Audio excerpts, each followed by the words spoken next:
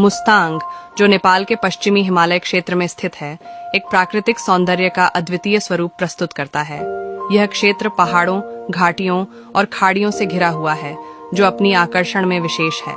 मुस्तांग का सबसे महत्वपूर्ण आकर्षण उसके प्राकृतिक सौंदर्य है, जिसमें हमें आकर्षक नीले आकारों वाले विचित्र द्वीपक और अपनी शांतिपूर्ण वातावरण के साथ छायादार तालाबों का आनंद लेने का अवसर मिलता है।